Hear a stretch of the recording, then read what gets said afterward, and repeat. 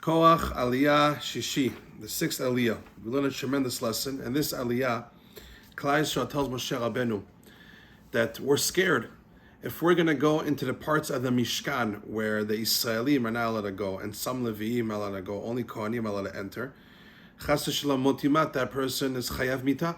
So Klal Yisrael, out of Yirat Shemayim, out of fear of Hashem, of maybe getting close to doing an Avera, told Moshe Rabbeinu, you got to do something. You can't just have open doors to the Mishkan and people could just roam around and walk around when it's so close to past the boundary, the red line where you're not supposed to go past, and then you chayav mita.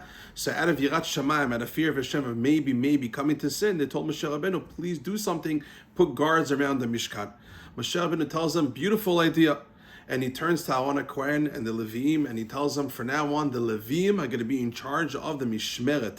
They're going to watch around the Mishkan. And the Pasuk says in this Aliyah, "U'shamartem et Mishmeret HaKodesh, v'et Mishmeret HaMizbeach, v'lo yot ketzer b'nei Yisrael." There'll be no more anger on the Jewish people, which means you're going to make sure Leviim, you're going to be the guards outside the Mishkan and inside the Mishkan. Each one is going to be designated with his own spot to make sure that in Israel does not go past a certain boundary he's not supposed to in the Bet HaMikdash and the Mishkan.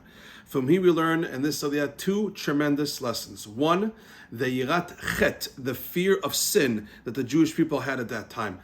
There's a little bit of a forgotten concept called Yirat Chet. There's something called Yirat Shamayim, something called Yirat Chet, to be fearful of maybe coming close to sin.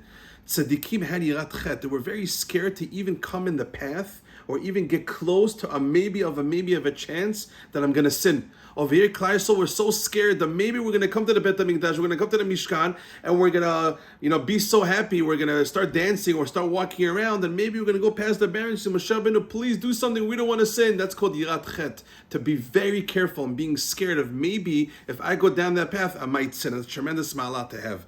Second point is the Levi'im. The Levi'im's job was to watch the Bet HaMikdash, was to watch the Mishkan. What's the lesson? The lesson is that just as it is important to work in the Mizbeach like the Kohanim, just like it's important to do the Shechitav, the Korbanot, it is just as important for a person to watch over the Bet HaMikdash, which means a person has to watch over something that's holy, to watch over something that's valuable. A diamond, when you buy your wife a diamond, and you go out of the store, you don't take it out in the middle of the streets, let's say on Coney Island, on Ocean Park, or wherever you live. You don't say, I got my wife a diamond. If you walk around with a diamond so expensive, if it's so valuable to you, nobody walks around like this in the open air. You hide it, you put it in a small tissue, and then you put it inside a small box, and then small box you put it in a bag, and then you run to your car. And then when you go home, you put it somewhere safe. When something is valuable to you, you watch it more, and you safeguard it more and more and more.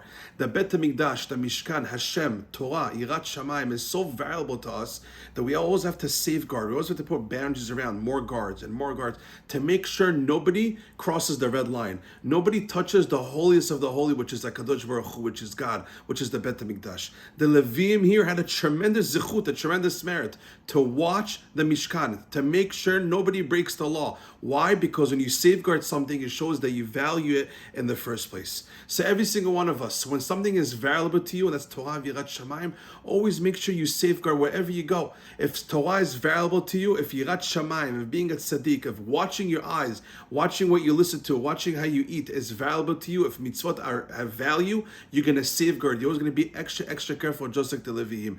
Just like it's important for the Kohanim to be in the Korbanut, it is just as important for a person to watch the Mikdash, to watch his Kedusha, watch the mitzvot you already accomplished in your day-to-day life. You do many mitzvot, you learn a lot of Torah. Now it's important to do mitzvot, it's important to learn Torah, but at the same time in this Aliyah, the Leviim taught us, it's just important to also watch that nobody messes around the mitzvot that you already did. Watch over, safeguard the Torah that you already learned, make sure it doesn't get kidnapped, make sure nobody intercepts the mitzvot and Torah that you already accomplished. How can it get intercepted? Chas v'shalom, a person can be learning Torah, and then a split second he doesn't watch his eyes, he sees something he should not be seeing, boom, the Torah mitzvot just got kidnapped by the Yetzara. Or let's say a person learns Torah, then you listen to music you should not be listening to, and that bad music goes inside his neshama, boom, the Torah you just learned can be intercepted. Or let's say a person goes inside his house, you learn Torah, and then starts screaming at his wife really loud and gets into kas, into anger. It can very much be the Torah that you learned just got intercepted and kidnapped by the Yetzara.